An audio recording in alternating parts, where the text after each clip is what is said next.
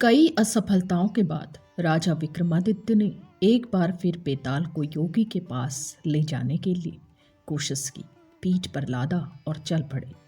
रास्ता काटने के लिए बेताल ने फिर से राजा को एक नई कहानी सुनानी शुरू की।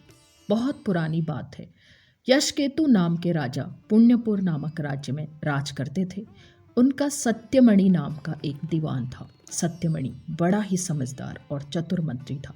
वह राजा का सारा राजपाट संभालता था और विलासी राजा मंत्री पर सारा भार डालकर भोग में पड़ा रहता था।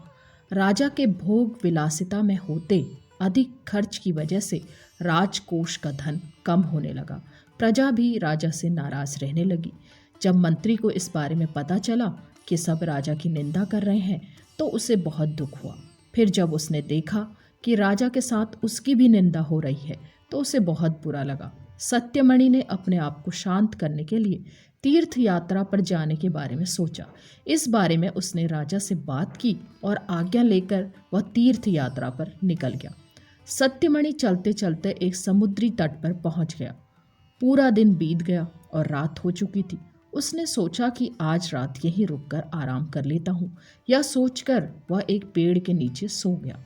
आधी रात को जब उसकी आंख खुली तो उसने देखा कि समुद्र से एक जगमगाता वृक्ष निकल रहा है। उस पर तरह तरह के हीरे जवाहरात लगे हुए हैं। उस वृक्ष पर वीणा बजाती एक सुंदर सी कन्या बैठी थी। इस नज़ारे को देखकर सत्यमणि को अपनी आंखों पर विश्वास नहीं हो रहा था। देखते ही देखते अचानक वह पेड़ और उस पर बैठी कन्या गायब हो गई। इस सब के बाद वह हक्का बक्का रह गया और उल्टे पैर अपनी नगर की ओर दौड़ पड़ा। जब वह राज्य पहुंचा तो उसने देखा कि उसकी अनुपस्थिति की वजह से राजा के सारे लोग छूट गए हैं। उसने राजा को पूरा किस्सा सुनाया। दीवान की यह बात सुनकर राजा के मन में उस कन्या को पाने की लालसा पैदा हो गई। उसने सारा राज्य दीवान के भरोसे छोड़ दिया और खुद साधु का भेष बनाकर उस समुद्री तट पर जा पहुंचा। जब रात हुई तो राजा को भी वह हीरे मोती से जड़ा वृक्ष दिखा।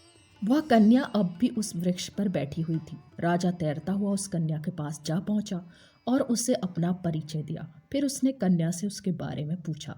कन्या ने कहा, मेरा नाम मृगांकवती है और मैं राजा गंधर्व विद्याधर की पुत्री हूँ। फिर राजा उसके सामने विवाह का प्रस्ताव रखता है और कन्या ने कहा, आप जैसे महान राजा की रानी बनकर मेरा जीवन सफल हो जाएगा राजन, लेकिन मेरी एक शर्त है। मैं हर कृष्ण पक्ष और शुक्ल पक्ष की चतुर्दशी और अष्टमी को एक राक्षस के पास जाती हूँ जो मुझे निगल लेता है। आपको उस राक्षस को खत्म करना होगा। राजा यशकेतु ने तुरंत यह शर्त मान ली।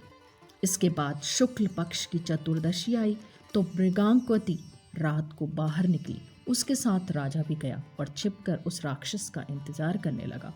कुछ देर बाद राक्षस वहां आया और कन्या को निगल गया।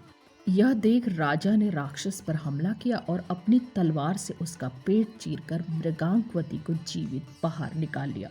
इसके बाद राजा ने उससे पूछा कि यह सब क्या है। इस पर मृगांकवती ने उत्तर दिया, मैं हर अष्टमी और चतुर्दशी के दिन यहाँ शिव पूजा करने आती हूँ और जब तक मैं घर नहीं लौटती मेरे पिता मेरे बिना कभी भोजन नहीं करते। एक बार मुझे घर पहुँचने में देर हो गई और पिताजी को अधिक देर तक भूखा रहना पड़ा। जब मैं घर लौटी तो वो बहुत गुस्सा थे और उन्होंने मुझे श्राप दे दिया कि जब भी मैं चतुर्दशी के दिन पूजा करने जाऊंगी तो एक राक्षस मुझे निगल लेगा। फिर मैं उसका पेट चीरकर बाहर निकल आया करूंगी। जब मैंने उनसे श्राप से मुक्त करने की विनती की तो उन्होंने कहा कि जब पुण्यपुर के राजा मुझसे विवाह करने के लिए इस राक्षस का वध करेंगे तो मैं श्राप से मुक्त हो जाऊंगी। कन्या के श्राप मुक्त होने के बाद राजा उसे अपने साथ अपने राज्य ले आए और धूमधाम से उसके साथ शादी की। उसके बाद राजा ने दीवान को सारी कहानी सुनाई और यह सब सुनकर दीवान की मृत्यु हो गई। इतना कहकर बेताल ने राजा विक्रम से पूछा, हे राजन, अब तुम यह बताओ कि यह सब सुनकर दीवान की मृत्यु क्यों हुई थी। विक्रम ने कहा, दीवान की मृत्यु इसलिए हुई क्योंकि उसने सोचा कि राजा फिर स्त्री के लोभ में पड़ गया और उसके भोग विलास के कारण राज्य की दशा फिर से खराब हो जाएगी। उस कन्या के बारे में राजा को न बताना ही बेहतर था। राजा विक्रम ने जैसे ही उत्तर दिया, बेताल फिर से पेड़ की ओर उड़ चला और